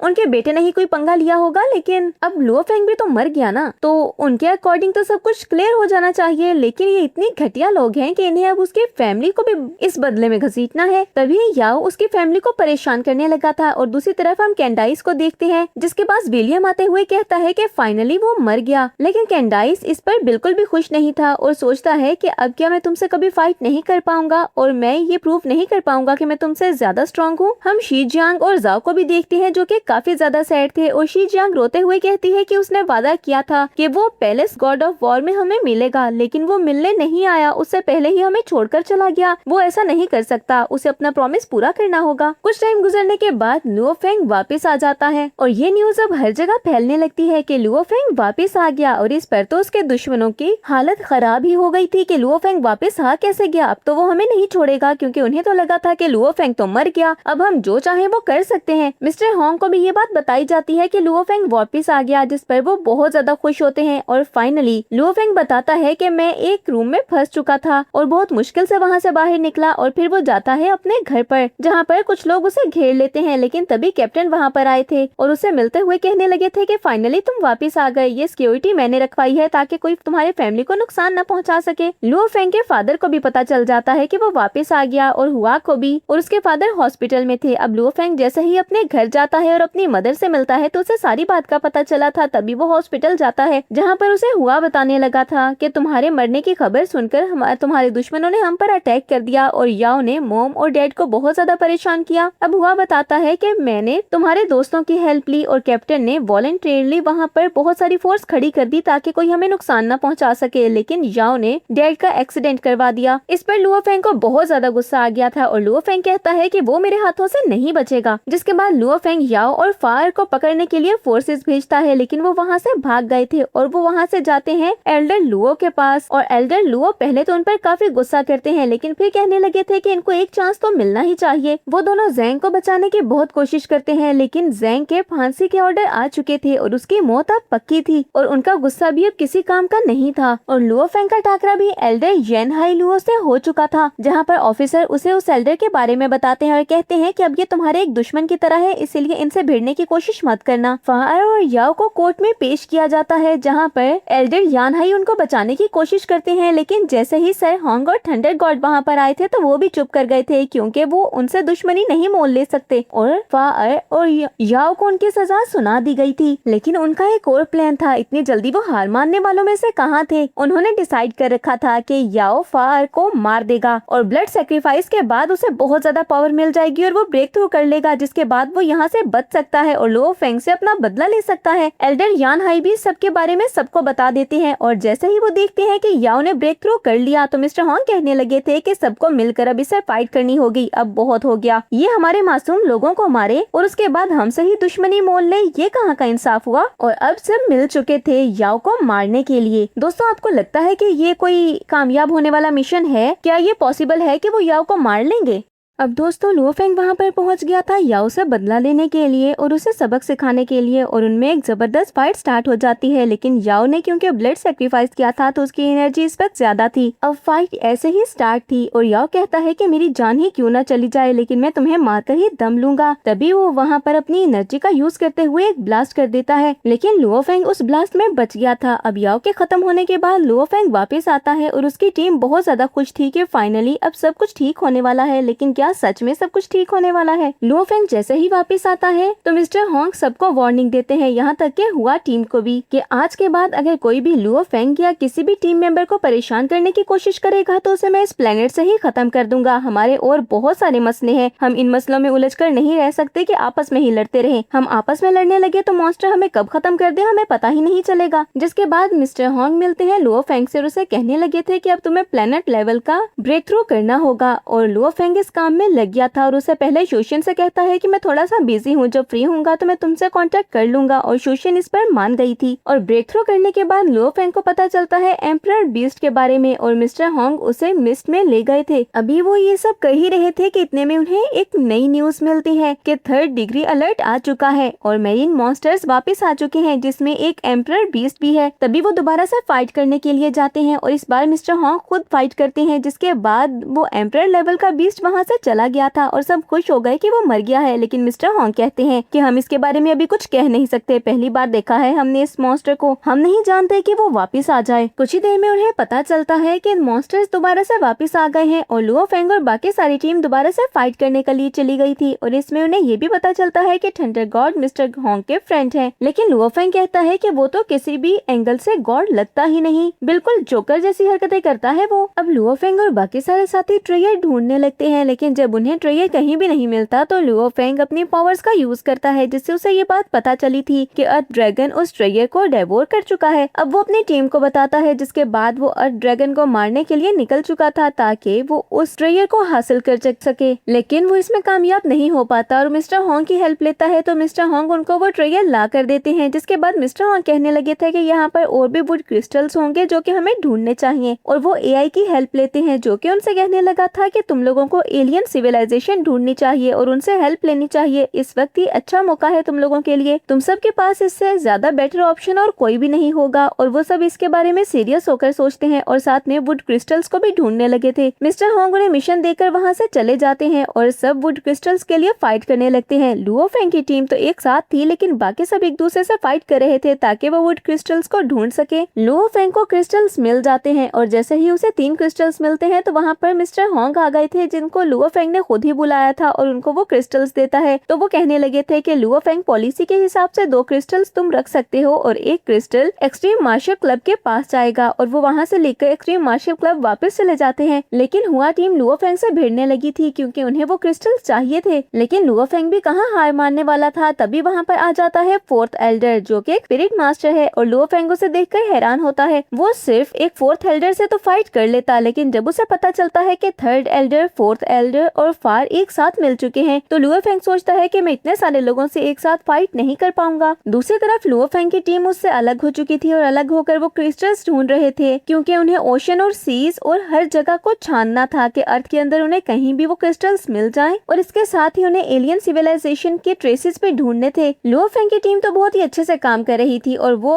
लुओ फेंग के लिए थोड़ी सी परेशान भी होती है कि पता नहीं उनके साथ क्या हो रहा होगा। जबकि दूसरी तरफ लुओ फेंग 4th मास्टर से फाइट करने की कोशिश करता है, लेकिन वो एक स्पिरिट मास्टर थे और इतनी जल्दी उनको हरा पाना आसान नहीं था। अब कुछ देर उनकी फाइट चलती है, लेकिन दोस्तों कुछ देर कहना तो एक बेवकूफी ही होगी क्योंकि कुछ देर नहीं उनकी फाइट बहुत देर चलती है। अब जब तक वो क्रिस्टल्स ढूंढते हैं तब तक उनकी फाइट ही चलती रहती है और इस फाइट में तो उनको ये परवाह भी नहीं थी कि उनमें से कोई मर जाएगा, किसी की जान चली जाएगी। उन्हें इस बात से कोई फर्क ही नहीं पड़ता था। एट द एंड वहाँ पर मिस्टर होंग फिर से आ गए थे, जिनको देखते हुए सब बिल्कुल खामोश हो जाते हैं क्योंकि मिस्टर होंग के आगे किसी की चल सकती है क्या। और लुओ फेंग और उसकी टीम वो वुड क्रिस्टल्स मिस्टर होंग को दे देती है। तो मिस्टर होंग अपनी टीम को लेकर वहाँ से चले गए थे, ये कहते हुए कि हमें अब एलियन सिविलाइजेशन के ट्रेसेस को ढूंढना होगा। उनके जाने के बाद हम HR अलायंस और बाकी टीम्स को देखते हैं, यानी कि हुआ टीम, और उन सबको बहुत ज्यादा गुस्सा आ रहा था क्योंकि उन्हें कोई भी ट्रेयर अब तक नहीं मिला और वो नाकाम नहीं होना चाहते। लेकिन बात तो ये है कि जो भी ट्रेयर मिलेगा वो सब लोगों की भलाई के लिए ही यूज होगा, तो किसी को भी मिले क्या फर्क पड़ता है। पर एक साथ मिलकर काम करना तो हमने सीखा ही नहीं है भाई। जिसके बाद लुओ फेंग शूशिन को कॉल करता है तो शूशिन भी कहने लगी थी कि तुमने अभी तक मुझे कॉल क्यों नहीं की थी, मैं काफी ज्यादा परेशान हो रही थी। तो लुओ फेंग कहता है कि मैं एक सीक्रेट मिशन पर हूँ, फिक्र मत करो मैं बिल्कुल ठीक हूँ। और उसके बाद वो कॉल कट करता है, लेकिन बातों ही बातों में उसका पाँव आ गया था एक कटर पर और जैसे ही वो उस कटर को निकालता है और उसे पकड़ने की कोशिश की थी तो वो कटर बहुत ही ज्यादा भारी था। अब लुओ फेंग सोचता है कि मुझे इसको टेस्ट करके देखना होगा और वो अपने बाकी कटर्स के साथ उसका मुकाबला करता है, लेकिन वो कटर तो बहुत ही ज्यादा स्ट्रॉन्ग था। जिसके बाद वो अपने सूट को कट करने का ट्राई करता है और उस कटर ने तो उसके सूट को भी कट कर दिया था। इस पर तो लुओ फेंग बहुत ज्यादा परेशान हो जाता है और कहता है कि इसने तो मेरे आर्मर सूट को भी कट कर दिया, लेकिन ऐसे वेपन के बारे में मैं किसी और को नहीं बताऊंगा, मुझे छुपा कर रखना होगा। एक दफा किसी को पता चल गया कि यहाँ पर ऐसे वेपन्स मौजूद हैं तो सभी यहाँ पर पहुँच जाएंगे और हो सकता है कि जो वेपन्स मेरे पास हैं वो भी छीनने की कोशिश करे और इस बार तो मैं ये बेवकूफी हरगिज नहीं होने दूंगा। ये कहते हुए लुओ फेंग आगे बढ़ता है और तभी उसकी मुलाकात होती है वहाँ पर बबाता से, जो कि AI है। लेकिन लुओ फेंग जैसे ही बबाता की पावर देखता है तो वो काफी ज्यादा हैरान हो गया था क्योंकि बबाता की पावर काफी अच्छी है। इस पर लुओ फेंग कहता है कि ये लड़की तो कमाल की है, मुझे इससे दोस्ती कर लेनी चाहिए, हो सकता है कि ये मेरी कोई हेल्प कर सके और एलियन सिविलाइजेशन तक मुझे लेकर जा सके। अब जैसे ही लुओ फेंग बबाता के बारे में जान गया था तो बबाता उसे अपने मास्टर के बारे में भी बताती है क्योंकि उसके लिए सबसे ज्यादा इम्पोर्टेंट थे उसके मास्टर, और अपने मास्टर की बात करते हुए वो काफी ज्यादा इमोशनल भी हो गई थी। तभी लुओ फेंग सोचता है कि क्या ये इसके मास्टर हैं? तो बबाता कहती है कि क्या तुम मेरे मास्टर के स्टूडेंट बनोगे, मैं तुम्हें बहुत सारी नॉलेज दूंगी। इस पर लुओ फेंग सोचने लगा था कि नई चीजें सीखने का अच्छा मौका है, इसके पास काफी ज्यादा नॉलेज है तो मेरी नॉलेज भी बढ़ जाएगी और हो सकता है कि मेरी कल्टीवेशन भी इंक्रीज हो जाए। जिस पर लुओ फेंग मान जाता है और फिर वो मास्टर को ग्रीट भी करता है और बबाता जो बोलती है वो ऐसा करता गया था और अगर वो बबाता के सामने जरा भी जुबान चलाता है तो बबाता फिर उसको सबक सिखाने लगी थी। इस पर लुओ फेंग सोचता है कि मुझे फिलहाल अपनी जुबान को बंद ही रखना चाहिए। तो बबाता उसे सारी चीजों के बारे में समझाती है कि किस चीज को कैसे यूज करना है, कल्टीवेट कैसे करना है, प्लेनेट लेवल क्या है, यूनिवर्स लेवल क्या है, वुड क्रिस्टल्स को कैसे कल्टीवेट किया जा सकता है, अपनी पावर को कैसे इंक्रीज किया जा सकता है। यहाँ तक कि उसके मास्टर के सारे चीट कोड उसके पास थे, यानी कि अगर लुओ फेंग अच्छे बच्चों की तरह उसके साथ रहता और उसकी हर बात मानता, उसकी हर बात सुनता तो बबाता उसे हर वो नॉलेज देती जो कि उसके मास्टर के पास था। क्योंकि बबाता है AI तो उसके पास हर चीज रिकॉर्ड हो चुकी है, हर वो प्लान, हर वो स्किल, हर वो टेक्निक जो कि उसके मास्टर के पास थी और इसीलिए अब वो लुओ फेंग को भी वो सारी स्किल सिखा सकती है। दोस्तों इस सब में मैं एक इम्पोर्टेंट बात तो आपको बताना भूल ही गई कि लुओ फेंग अब 2nd एल्डर बन चुका है। जिसके बाद बबाता लुओ फेंग को कुछ जगह विजिट करवाती है जहाँ पर फाइट के निशान थे और लुओ फेंग कहता है कि यहाँ पे ट्रेसेस देखकर तो लगता है कि बहुत बड़ी फाइट की गई हो। सारे ट्रेस देखने के बाद लुओ फेंग बबाता से बोलता है कि क्या तुम मुझे पैलेस गॉड ऑफ वॉर से कनेक्ट कर सकती हो। तो बबाता उसे अपनी पावर से टेलीपोर्ट करते हुए कहती है कि ऑफ कोर्स मैं कर सकती हूँ, और फिर लुओ फेंग को वापस ले आई थी। तो लुओ फेंग कहता है कि मैंने सारे ट्रेयर्स और स्किल्स देख ली जो कि कमाल की हैं। लुओ फेंग वहाँ पर बैठकर कल्टीवेशन करता है, जिसके बाद वो वापस आ गया था अपनी अलायंस में, जहाँ पर आकर वो मिलता है फिर से HR अलायंस से, और वो लुओ फेंग से डील करना चाहते थे और उससे वो वुड क्रिस्टल्स लेना चाहते थे। तो लुओ फेंग कहता है कि वो वुड क्रिस्टल्स तुम्हारे किसी काम के नहीं है, ये मैं बहुत ही अच्छे तरीके से जानता हूँ, फिर उसको पाने के लिए तुम लोग इतनी मेहनत क्यों कर रहे हो, सीधी बात करो कि तुम्हें मुझसे क्या चाहिए। तो वो कहने लगे थे कि अगर तुम सीधी बात करना चाहते हो तो हम भी तुमसे सीधी बात ही करेंगे, तुम हमारे साथ डील कर लो। लुओ फेंग उनसे बात करते हुए वापस आता है अपने घर पर और अपनी फैमिली से मिलता है, जिसके बाद लुओ फेंग की फैमिली को पता चलता है कि लुओ फेंग के फादर की आंट हॉस्पिटल में एडमिट है। तो वो सब उनसे मिलने के लिए जाते हैं, जहाँ पर वो अपनी ग्रैंड डॉटर को सारी फैमिली से मिलवाती है। लेकिन इतने में वहाँ पर आ गया था वैंग, जो कि कहता है कि यहाँ पर कोई गेस्ट आए हैं, मैं तुम लोगों को भी शादी पर बुलवाऊंगा, और फिर वो उस लड़की से बदतमीजी करने लगा था। लुओ फेंग ये सब कहाँ बर्दाश्त कर सकता था, वो तो किसी दूसरे के साथ बर्दाश्त न करे, तो वो तो उसके रिलेटिव थे। और लुओ फेंग उनको अच्छा सबक सिखाता है, और जैसे ही वैंग को लुओ फेंग के बारे में पता चला था तो उसके तो वहीं पर बोलती बंद हो गई थी, और वो लुओ फेंग से माफिया मांगने लगता है कि उससे गलती हो गई, ऐसी गलती वो दोबारा कभी नहीं करेगा। लुओ फेंग अपनी फैमिली को घर छोड़ता है और उसके बाद दोबारा से चला गया था अपने काम पर, क्योंकि उसका काम उसके लिए सबसे ज्यादा इम्पोर्टेंट था। अब चीजों को एक्सप्लोर करते हुए लुओ फेंग को मिलती है दाओजी, और उसकी दाओजी से फाइट भी स्टार्ट हो गई थी, और लुओ फेंग उसको हराने की बहुत कोशिश करता है। लेकिन एंड पर आकर लुओ फेंग को ये बात पता चली थी कि दाओजी एक इमोर्टल है, यानी कि वो जितनी मर्जी कोशिश कर ले शायद वो दाओजी को हरा नहीं पाएगा। लेकिन लुओ फेंग ने बहुत सारे ब्रेक थ्रू भी कर लिए थे, और उसके बाद फिर से एक दफा अलर्ट आता है, यानी कि मॉन्स्टर्स अटैक एक दफा फिर से हो चुका था। आखिर ये RR वायरस कब खत्म होगा। इस सारे वक्त में लुओ फेंग की जिंदगी में बहुत सारी तब्दीलियां आ रही थी, क्योंकि वक्त बहुत ही तेजी से गुजर रहा था। लुओ फेंग शूशिन से शादी कर लेता है। वो शूशिन को लेकर घर आ गया था,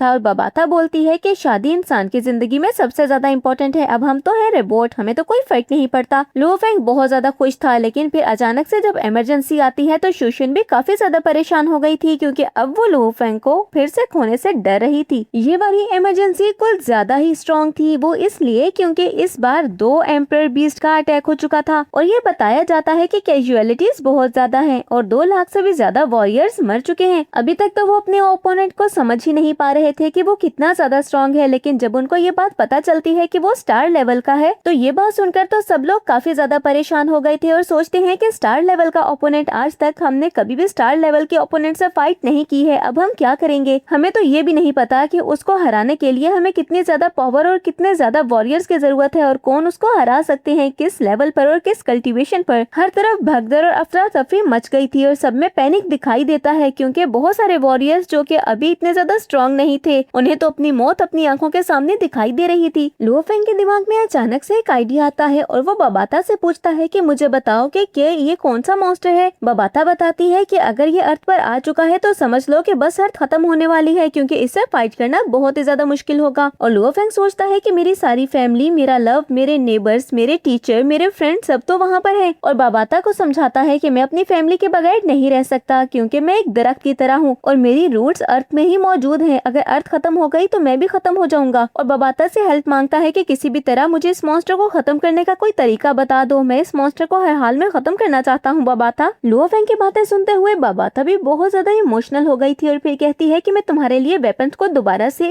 यूज करने के काबिल बना सकती हूँ, लेकिन मुझे नहीं लगता कि तुम लोग इतनी जल्दी उस वेपन को यूज करना सीख पाओगे, और मुझे ये भी नहीं पता कि इस बार स्टार लेवल के मॉन्स्टर को मारने के लिए वो वेपन काम आएंगे भी या नहीं, लेकिन मैं कोशिश जरूर कर सकती हूँ ताकि तुम्हें ये ना लगे कि मैंने तुम्हारी हेल्प नहीं की। वो स्टार लेवल का मॉन्स्टर हर जगह पर तबाही मचा रहा था, और तभी लुओ फेंग सबको उस मॉन्स्टर के बारे में बताता है कि उसके अंदर कौन कौन सी खूबियां हैं और उनको कैसे खत्म किया जा सकता है। तभी वो सबसे सिविलाइजेशन का एक्सेस मांगता है ताकि वो वहाँ पर वेपन्स को चेक कर सके, जिससे वो उस मॉन्स्टर को खत्म कर सके। और इस बार सब एक साथ मिल गए थे और मिस्टर हॉन्ग कहते हैं कि क्या इस बार हम जीत पाएंगे। और दोस्तों ये सवाल तो मेरे दिमाग में भी था कि क्या इस बार वो जीत पाएंगे। और इसके बाद हम मिलिट्री जनरल की भी सारी स्टोरी सुनते हैं कि जब वो छोटा था तो उसके फादर ने एक कॉन्ट्रैक्ट साइन कर दिया जिसमें ये लिखा था कि उसकी माँ को जो भी बीमारी है, अगर ट्रीटमेंट के दौरान उसकी डेथ हो गई तो वो किसी को भी ब्लेम नहीं करेगा। लेकिन वो सोचता है कि मुझे डैड पर बहुत गुस्सा आया क्योंकि वो हार मान चुके थे, लेकिन मैं हार नहीं मानना चाहता था। और उसके बाद उसके मॉम की डेथ हो गई। ग्रेट निर्वाणा तो कब का स्टार्ट हो चुका था। अब जैसे ही उसे पता चलता है कि मॉन्स्टर अटैक हुआ तो वो अपने फादर को ढूंढता है, लेकिन अब उसके फादर भी उसके पास नहीं थे। तभी एक वॉरियर आता है जो कि उसे अपने साथ ले गया था। अब वो लुओ फेंग को अपनी सारी स्टोरी सुनाते हुए कहता है कि बहुत टाइम गुजर गया, अब मेरी बस एक ही ख्वाहिश है कि किसी तरह ये ग्रेट निर्वाणा खत्म हो जाए। लुओ फेंग शूशिन से कहता है कि फिक्र मत करो, सब ठीक हो जाएगा, मैं तुम्हें कुछ नहीं होने दूंगा। इतनी जल्दी मैं अपनी खुशियों को खत्म नहीं कर सकता हूँ, क्योंकि मैं अपनी फैमिली और अपने आसपास के लोगों को भी अपने सामने खत्म होता हुआ नहीं देख सकता। तभी उसे शूशिन कहती है कि फिक्र मत करो, मुझे तुम पर पूरा यकीन है कि तुम सब कुछ ठीक कर दोगे। जिसके बाद हम लुओ फेंग को देखते हैं जो कि उस मॉन्स्टर से फाइट करने के लिए निकल चुका था। अब बबाता बहुत सारे वेपन्स उन्हें देती है जो कि वो यूज कर रहे थे, और इसके साथ ही वो ये भी बताती है कि जैसे ही वो वेपन उस मॉन्स्टर पर अटैक करता है, इससे उस मॉन्स्टर को तो कोई फर्क नहीं पड़ता, बल्कि उसकी पावर और ज्यादा इंक्रीज हो रही है। जिस पर लुओ फेंग कहता है कि मैं भी तो यही चाहता हूँ, एक दफा उसकी पावर इंक्रीज हो जाए और उसकी लिमिट खत्म हो जाए। अब वो मॉन्स्टर उनके बहुत करीब पहुंच चुका था, तो वो एक बहुत ही पावरफुल अटैक करते हैं, एच बॉम्ब का अटैक। जिसके बाद कुछ वक्त के लिए तो सब पॉज हो गए थे और प्रे कर रहे थे कि बस सब ठीक हो जाए। लेकिन जैसे ही वो उस मॉन्स्टर को देखते हैं तो वो अभी भी जिंदा था। जिस पर बबाता कहती है कि अगर एच बॉम्ब से भी वो नहीं मरा तो इसका मतलब है कि अब ह्यूमंस अपनी मौत को अपनी आंखों के सामने देख रहे हैं और समझ जाएं कि वो मरने वाले हैं। और होंग अनाउंस करता है कि हम हार गए, हमारा प्रोजेक्ट फेल हो गया, और सब इस बार निराश हो गए थे कि बस अब तो मौत पक्की है। लेकिन लुओ फेंग कहता है कि मैं मैनकाइंड को इतनी जल्दी खत्म नहीं होने दूंगा, और वहाँ से भागता है ताकि जल्दी से वो उन मॉन्स्टर के पास जा सके उनको खत्म करने के लिए। अब बबाता लुओ फेंग के लिए गेट को ओपन करती है जिसमें वो अपनी स्पिरिट बॉडी को यूज करते हुए इंटर कर गया था, और उसके बाद उसका सामना होता है 3 रोबोट से। लेकिन बबाता अपनी एआई पावर का यूज करते हुए उन सबको अपने कंट्रोल में कर लेती है। जिसके बाद लुओ फेंग आगे बढ़ने लगा था। दूसरी तरफ हम अर्थ पर देखते हैं जहाँ पर हर तरफ बस अटैक ही हो रहे थे और मॉन्स्टर्स हर जगह फैल जाते हैं और लोग अपनी जान बचाने के लिए बस भाग रहे थे। अब लुओ फेंग कुछ चीजों का यूज करते हुए एक दफा तो उस मॉन्स्टर को वहाँ पर आने से रोक देता है, लेकिन जब वो दोबारा अर्थ पर वापस आता है तो देखता है कि कितनी तबाही हो चुकी है उन मॉन्स्टर्स की वजह से। जिसके बाद वो अपने घर वापस आता है और उनसे मिलकर उनको तसल्ली देता है कि वो बिल्कुल ठीक है और दोबारा से मिस्टर होंग के पास चला गया था, क्योंकि उन्हें किसी भी तरह इस जॉइंट को मारना था। वो मॉन्स्टर जब तक जिंदा था उनके लिए एक थ्रेट की तरह था। अब लुओ फेंग अपनी फैमिली से मिलकर दोबारा से निकल जाता है न्यू मिशन पर, और शूशिन सोचती है कि पता नहीं इस बार वो जिंदा वापस आ भी पाएगा या नहीं। लेकिन जाने से पहले वो 3 रोबोट्स को अपनी फैमिली के पास छोड़कर जाता है, वही रोबोट्स जो कि बबाता ने अपने कंट्रोल में किए थे, और सब अब लुओ फेंग के लिए प्रे कर रहे थे कि बस कुछ भी हो इस बार वो जीत कर वापस आए। मिस्टर हांग कहते हैं कि हुआंग, लुओ फेंग, अब इस जमीन को बचाने की सारी ड्यूटी तुम्हारे कंधों पर है, हम सबकी उम्मीदें बस तुमसे जुड़ी हुई हैं। और तभी मिस्टर जो वहाँ पर आते हैं जो कि कहने लगे थे कि इस फुटेज को लाइव कर दो, सबको देखना चाहिए। इस वक्त सबके हौसले टूट चुके हैं। एक दफा वो सब लुओ फेंग को देखेंगे तो उन्हें पता चलेगा कि कोई उनको बचाने के लिए जा रहा है, शायद उनकी उम्मीदें फिर से बन जाएं। उन्हें ये भी पता चले कि लुओ फेंग ने अपनी जान जोखिम में डाली सिर्फ उनको बचाने के लिए। और कुछ ही देर में वो फुटेज लाइव चलने लगती है और सब लुओ फेंग को देखते हैं, यहाँ तक कि वैन, उसका दोस्त भी, और सब लोग जिनके हौसले टूट चुके थे एक दफा फिर से उनकी उम्मीदें बन जाती हैं कि शायद लुओ फेंग उनको बचा ले। दोस्तों, आपको क्या लगता है कि क्या लुओ फेंग इस बार कामयाब हो पाएगा और उनको बचा पाएगा? खैर, वो सब बहुत ज्यादा प्रे करते हैं, क्योंकि इस बार लुओ फेंग उन सबको बचाने के लिए गया था, ये वो अपनी आंखों से देख रहे थे। पहले तो सिर्फ उन्होंने लोगों से सुना था कि लुओ फेंग ने बचा लिया या लुओ फेंग बहुत ज्यादा पावरफुल है। अब लुओ फेंग उन मॉन्स्टर से फाइट करते हुए उन सारे वेपन्स का भी यूज कर रहा था जो कि बबाता ने उसको दिए थे, और यहाँ तक कि वो कटर भी जो कि उसे उस टाइम पर मिला था जिस टाइम पर वो बबाता से मिला था। और मिस्टर होंग तो बार बार प्रे कर रहे थे कि पूरे अर्थ का और हाशिया सिटी का यकीन अब बस तुम पर है। लेकिन दोस्तों, एक मजे की बात जो कि अब सामने आती है वो ये थी कि लुओ फेंग एक जगह पर एक टाइम में फाइट कर सकता था, 4-5 जगह पर नहीं। और तभी हमें पता चलता है कि सारे वॉरियर्स ने हाथ मिला लिए थे कुछ टाइम पहले तक, जो एक दूसरे से फाइट कर रहे थे। इस वक्त उन्हें सबसे ज्यादा इम्पोर्टेंट था खुद को बचाना, अपने प्यारों को बचाना, और इसीलिए वो डिसाइड करते हैं कि वो एक साथ मिलकर फाइट करेंगे, ना कि एक दूसरे के खिलाफ, क्योंकि इस वक्त बात थी अर्थ को बचाने की। बाकी सारे मॉन्स्टर से तो फाइट की जा रही थी, लेकिन इस वक्त उन सबको वो स्टार मॉन्स्टर नहीं मिल रहा था, क्योंकि इंजर्ड होने के बाद वो कहीं छुप गया था ताकि वो खुद को हील करके वापस आए। उन्हें उसे इंजर्ड ही ढूंढना था ताकि इस वक्त वो उसे आसानी से मार सके। दोबारा से पूरी पावर के साथ वापस आएगा तो वो उसको कैसे खत्म करेंगे? एम्परर ऑक्टोपस सब उनके सामने आता है जिसे लुओ फेंग फाइट करने लगा था, और जैसे ही वो उसको इंजर्ड कर देता है तो सब मिलकर अटैक करते हैं ताकि ऑक्टोपस को खत्म कर सके। और उस ऑक्टोपस एम्परर के मरने के बाद अब बबाता लुओ फेंग की तारीफें किए जा रही थी कि उसने तुमसे पंगा लेकर बहुत बड़ी गलती कर दी, उसे किसने कहा था कि ऐसा करे, वो मौत ही डिजर्व करता था। लेकिन अब लुओ फेंग आगे बढ़ रहा था क्योंकि अभी उसे ढूंढना है स्टार लेवल के मॉन्स्टर को, जो कि है एक ऑन गॉड बीस्ट। अब कैप्टन जनरल बोलता है कि ये वाले मॉन्स्टर्स तो हमारे लिए थ्रेट कभी थे भी नहीं, क्योंकि इनसे तो हम इतने सालों से फाइट करते आ रहे हैं। असल मसला तो उस गोल्डन ऑन बीस्ट का है। उसको ढूंढना सबसे ज्यादा इम्पोर्टेंट है क्योंकि उसका मुकाबला कोई नहीं कर पाएगा और अगर वो दोबारा से हील होकर सामने आ गया तो हम में से कोई भी नहीं बचेगा। लुओ फेंग बाबाता को बोलता है लेजर कैनन को ज्वाइन करने के लिए और बाबाता इसी में लगी हुई थी कि इतने में वो बीस्ट सामने आ जाता है और खुद को हील करने के लिए वो बहुत सारी एनर्जी को कंज्यूम करने लगा था।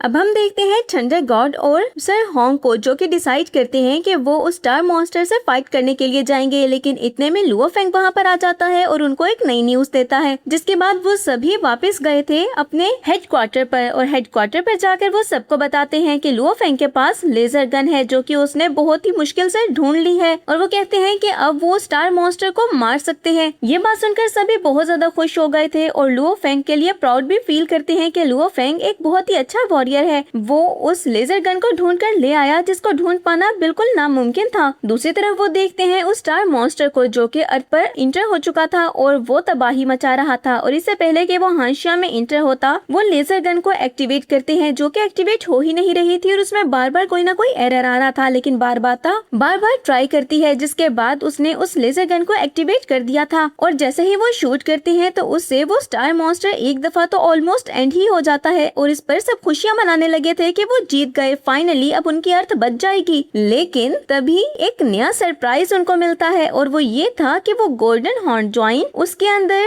रिजनरेशन की पावर्स थी और बाबाता बोलती है कि ऐसा पॉसिबल नहीं हो सकता, इसके अंदर ये पावर्स कहाँ से आ गई? स्टार मॉन्स्टर के अंदर ऐसी कोई भी पावर्स नहीं होती तो इसके अंदर ये पावर्स कैसे आई है, मैं ये समझ नहीं पा रही हूँ और ना ही मैं इसको डिटेक्ट कर पा रही हूँ। इस पर सब लोग सोचने लगे थे कि अब तो सब उम्मीदें खत्म हो गई और ये देखते हुए मिस्टर होंग और थंडर गॉड कहते हैं कि ऐसे हम उम्मीदें खत्म नहीं होने देंगे, जब तक एक इंसान भी जिंदा है तब तक हम फाइट करेंगे। और वो कहते हैं कि हम दोनों जाएंगे फाइट करने के लिए, जिस पर लुओ फेंग कहता है कि मैं भी आपका साथ दूंगा और बाकी सारे वॉरियर्स भी खड़े हो गए थे कि ह्यूमन की जान बचाना हमारी जिम्मेदारी है और हम उनको अब कुछ नहीं होने देंगे, आखिर एक इंसान भी जिंदा बच जाए तो हम बच जाएंगे। लेकिन वो लुओ फेंग को वही रुकने का बोलते हैं और वो सब वहाँ से चले गए थे, लेकिन लुओ फेंग भी हार मानने वाला नहीं था। वो सर होंग से मिलता है और सर होंग जाने से पहले उसे कुछ चिप्स पकड़ा के गए थे और अपने साथियों को भी कि अगर हमें कुछ हो जाए तो तुम लोग इससे कल्टीवेशन स्टार्ट कर देना। और वो जाते हैं दोबारा उस स्टार मॉन्स्टर से फाइट करने के लिए। दूसरी तरफ लुओ फेंग भी बहुत से तरीके ढूंढ रहा था कि किसी तरह वो उस मॉन्स्टर को खत्म कर दे। अब हम देखते हैं कि थंडर गॉड और सर होंग की फाइट स्टार्ट हो जाती है स्टार मॉन्स्टर से, जो कि बहुत ही ज्यादा मुश्किल थी क्योंकि वो स्टार मॉन्स्टर बहुत ही ज्यादा पावरफुल था। वो उससे बार बार फाइट करते हैं लेकिन वो तो मरने का नाम ही नहीं ले रहा था। तभी वो डेवोर करता है बहुत सारे एच बॉम्ब और उन एच बॉम्ब के डेवोर करने की वजह से उसकी वाइटैलिटी कम होने लगी थी और आहिस्ता आहिस्ता वो वीक होता जाता है और थोड़ी ही देर में उसकी वाइटैलिटी 0 पर आ जाती है। लेकिन इस सब में उसने सर होंग और थंडर गॉड को बहुत ज्यादा इंजर्ड कर दिया था कि वो हॉस्पिटल में एडमिट हो जाते हैं। अब मैनकाइंड तो खुश थी कि थंडर गॉड और होंग की वजह से वो स्टार मॉन्स्टर मारा गया, लेकिन क्या वो सच में मारा गया? ये बात तो सिर्फ वॉरियर्स जानते थे कि वो दोबारा से रीजनरेट होकर वापस आ सकता है। कुछ ही देर में उन्हें पता चलता है कि वो दोबारा से रीजनरेट कर रहा है, जिस पर लुओ फेंग कहता है कि मैं कुछ भी खत्म नहीं होने दूंगा। अब लुओ फेंग अपने घर भी जाता है और वहाँ पर उसकी मदर उसे ये बात बताती है कि वो शोशिन को हॉस्पिटल लेकर गई थी और उन्हें गुड न्यूज मिली है। अब वो शोशिन के पास जाता है तो शोशिन उसे कहती है क्या हम सरवाइव कर जाएंगे? और बाबाता उसका स्कैन करते हुए कहने लगी थी कि मुझे पता है तुम्हारे पास 2 ट्विंस हैं और दोनों ही बेबी बॉय हैं। और लुओ फेंग कहता है कि बेबीज का आना हमेशा खुशी लेकर आता है, लेकिन मैं इस वक्त ये सोच रहा हूँ कि क्या मैं अपने बेबीज की शक्ल देख भी पाऊंगा या नहीं। और वो शोशिन से कहता है कि फिक्र मत करो, मैं वापस आऊंगा और सब कुछ ठीक करके आऊंगा। जिस पर शोशिन कहती है कि वापस आओ तो हम अपने बच्चों के नाम सोचेंगे। और लुओ फेंग वहाँ से चला जाता है, जिसके बाद बाबाता उसे एक नया मशवरा देती है कि तुम अपनी फैमिली को लेकर दूसरे यूनिवर्स या दूसरे प्लेनेट पर शिफ्ट हो जाओ। जिस पर लुओ फेंग कहता है कि मैं ऐसा कभी भी नहीं होने दूंगा, मैं तो एक वॉरियर हूँ लेकिन मेरी फैमिली वॉरियर नहीं है, वो वहाँ पर सरवाइव नहीं कर पाएगी और मैं इतना ज्यादा सेल्फिश नहीं हो सकता कि मैं यहाँ के लोगों को मरता छोड़कर चुपचाप यहाँ से निकल जाऊँ। बाबाता कहती है कि मैंने प्लेनेट एलमेंट के सक्सेसर को ढूंढने के लिए 50,000 साल लगाए हैं और 50,000 साल के वेट के बाद मैं तुम्हें मरने नहीं दे सकती हूँ लुओ फेंग। तो लुओ फेंग कहता है कि मेरे बच्चे जब इस दुनिया में आएंगे तो मैं उनको क्या बताऊंगा कि मैं अर्थ पर रहा करता था और अर्थ खत्म हो गई तो मैं बुज़दिलों की तरह अपनी फैमिली को लेकर भाग आया, बाकी सबको मरता छोड़कर। मैं ऐसा नहीं होने दूंगा। अब लुओ फेंग और बाबाता के बीच में फाइट भी होती है, लेकिन लुओ फेंग इस सब के लिए कभी कभी भी नहीं मानता। वो अपने लोगों को छोड़कर जाने के लिए कभी भी राजी नहीं होने वाला था। अब लुओ फेंग फिर से अपने वॉरियर से बात करता है और सारे वॉरियर्स रिप्लाई करते हैं कि हम तुम्हारा साथ देंगे लुओ फेंग। और बाबाता सोचती है कि ये इंसान कितना ज्यादा बेवकूफ और कितना ज्यादा इमोशनल होता है। ये सब जानते हैं कि ये कितने ज्यादा वीक हैं, लेकिन फिर भी ये लुओ फेंग को कह रहे हैं कि ये फाइट करेंगे, जबकि इनकी हालत ऐसी है भी नहीं और ये एक ही फाइट में मारे जाएंगे अब। और लुओ फेंग कहता है कि मैं जानता हूँ कि मैं अगर फाइट करूँ तो मैं कामयाब हो जाऊंगा और मैं इन सब लोगों को अपनी उम्मीदें खत्म नहीं करने दूंगा, क्योंकि ये उम्मीदों पर जिंदा है। थंडर गॉड की बेटी भी बहुत ज्यादा सैड हो जाती है, लेकिन तभी वो अपने फादर को याद करती है कि उसके फादर उसे बात करते हैं कि हम 16 साल से नहीं मिले, तुम्हें उम्मीद रखनी होगी, सब कुछ ठीक हो जाएगा श्याओबाई। अब सारे वॉरियर्स जाते हैं अपनी फैमिली से मिलने के लिए, क्योंकि वो सब ये बात जानते थे कि हो सकता है कि ये उनकी लाइफ की आखिरी फाइट हो और अपनी कंट्री को बचाते हुए वो इस फाइट में अपनी जान की बाजी हार जाएं। और फ्रेंड्स, ये सीन इतना ज्यादा इमोशनल है कि इस सीन में मुझे खुद रोना आ गया, क्योंकि सच में एक वॉरियर होना आसान नहीं है। आपको नहीं पता कि आपकी जान कब अपने कंट्री को बचाते हुए चली जाए। सब वॉरियर्स ही अपने फैमिली से मिलने के बाद और उन्हें ये बताने के बाद कि वॉरियर का काम ही अपने कंट्री के लिए लड़ना और मरना है, और अपने फैमिली से मिलकर वो सबके सब निकल जाते हैं एक नई फाइट के लिए, एक नए जज्बे को लेकर कि चाहे कुछ भी हो जाए वो स्टार मॉन्स्टर को मार के रहेंगे। जिसके बाद लुओ फेंग भी आता है अपनी फैमिली से मिलने के लिए और फिर हुआ से कहता है कि अगर मुझे कुछ हो गया तो पेरेंट्स का ख्याल रखना। और फिर शूशन से मिलता है तो शूशन कहने लगी थी कि मैं और मेरे बच्चे तुम्हारा इंतजार करेंगे। इस पर लुओ फेंग कहता है कि ठीक है, और फिर वो कहता है अपने बच्चों से कि अगर मुझे कुछ हो गया और मैं जिंदा वापस ना आ पाया तो याद रखना कि मैं तुमसे बहुत प्यार करता हूँ। और ये कहते हुए वो भी निकल गया था अपने मिशन पर। वो सभी चले गए थे डीप सी की तरफ और उनके नाम न्यूज पर बताए जाते हैं और साथ में ये भी बताया गया था कि इन नामों को याद रखना, क्योंकि ये मेन काइंड के लिए एक लास्ट चांस है। हमें बचाने के लिए अपनी जान की बाजी हारने जा रहे हैं। अब डीप सी के अंदर जाकर सभी टावर ऑफ वॉइड में बैठ जाते हैं और फिर वो अपनी पावर्स को ट्रांसफर करने लगे थे लुओ फेंग में। कुछ ही देर में वो अपनी सारी की सारी पावर्स को लुओ फेंग में ट्रांसफर कर देते हैं, जिसके बाद लुओ फेंग इस काबिल तो हो गया था कि उस वीक हुए 4 मॉन्स्टर से फाइट कर सके। जबकि हम उन 5 वॉरियर्स को देखते हैं जो कि अब इस दुनिया में नहीं रहे थे, क्योंकि उन्होंने अपनी सारी पावर के साथ साथ अपनी सोल भी लुओ फेंग की बॉडी में ट्रांसफर कर दी थी। और सभी अब प्रे करने लगते हैं लुओ फेंग के लिए कि बस कुछ भी हो लुओ फेंग जीत जाए, क्योंकि अब लुओ फेंग ही उनकी लास्ट होप था। दूसरी तरफ बाबाता ये देखकर सोचने लगती है कि चाहे कुछ भी हो जाए बस लुओ फेंग तुम मरना नहीं। अब लुओ फेंग फाइट करने लगा था, लेकिन उसकी हालत को देखते हुए बाबाता रोने लगती है और कहती है कि अगर तुम जीत भी गए तो तुम्हारी बॉडी पूरी तरह से कोलैप्स हो जाएगी, लेकिन तुमने मुझसे प्रॉमिस किया था कि तुम वापस आओगे, तुम ऐसे मर नहीं सकते हो लुओ फेंग। दूसरी तरफ सारे ह्यूमंस अपनी सांस रोके सिर्फ लुओ फेंग को ही देखे जा रहे थे कि अब क्या होने वाला है आगे, क्योंकि लुओ फेंग की जिंदगी के बाद उनकी जिंदगी का भी सवाल था। शी जियांग रोते हुए कहती है कि लुओ फेंग तुम अभी मर नहीं सकते हो, क्योंकि तुमने अभी मुझे मील खिलाना है। तुमने मुझसे प्रॉमिस किया था कि तुम मिलने आओगे और तुमने अभी तक अपने उस प्रॉमिस को पूरा नहीं किया। इतने सारे प्रॉमिस ऐसे ही छोड़कर कैसे जा सकते हो तुम। उसके सारे दोस्त, उसके वेल विशर्स उसके लिए प्रे कर रहे थे कि लुओ फेंग अभी तुम मर नहीं सकते हो, तुम्हें वापस आना होगा। जबकि दूसरी तरफ हम शूशिन को देखते हैं जिसे एक लेटर मिलता है जो कि लुओ फेंग ने जाने से पहले लिखा था और उसमें ये बात लिखी थी कि हमारे बेबीज के नाम ये होंगे। और बेबीज के नाम के बाद वो शूशिन को ये भी कहता है कि मुझे नहीं पता कि मैं वापस आ पाऊंगा या नहीं, लेकिन मैं तुमसे वादा करके जा रहा हूँ कि हमारे बच्चे एक पीसफुल एरा में पैदा होंगे। मैं तुम लोगों को कुछ भी नहीं होने दूंगा, चाहे इस मिशन में मेरी जान क्यों न चली जाए। अब लुओ फेंग फाइट करते हुए सोचता है कि ये कितना ज्यादा स्ट्रॉन्ग है, यहाँ तक कि इसने मेरी सोल को भी शैटर्ड कर दिया, लेकिन चाहे मुझे अपनी सोल को ही क्यों न खत्म करना पड़े, लेकिन इसको यहाँ पर मरना होगा। और लुओ फेंग अपनी सारी सोल और पावर को यूज कर देता है। कुछ ही देर में वहाँ पर हमें एक बहुत बड़ा ब्लास्ट देखने को मिलता है, लेकिन इसके साथ ही लुओ फेंग सी की गहराइयों में गिरने लगा था। एक बच्ची अपनी मदर से पूछती है कि मम्मा अब हमें लुओ फेंग दिखाई क्यों नहीं दे रहा, वो कहाँ पर चला गया। और दूसरी तरफ शूशिन चीखते हुए कहती है कि लुओ फेंग तुम्हें वापस आना होगा। टीवी पर ये न्यूज बता दी गई थी कि स्टार मॉन्स्टर को मार दिया गया है और अब कोई साइंस नहीं है कि वो वापस आ सके, लेकिन इसके साथ एक बुरी खबर भी है कि हमें लुओ फेंग के वापस आने के भी कोई आसार नजर नहीं आ रहे। शूशिन तो ये खबर सुनते ही बेहोश हो गई थी। और दूसरी तरफ हम बेन को भी देखते हैं जो कि फ्लावर लेकर जाता है फेंग की तस्वीर के पास और फिर कहने लगा था कि हम एक साथ बड़े हुए और हम दोनों वॉरियर भी बन गए। मैंने तुम्हें अपने सामने इंस्पेक्टर बनते देखा और आज तुम हमें छोड़कर चले गए हो।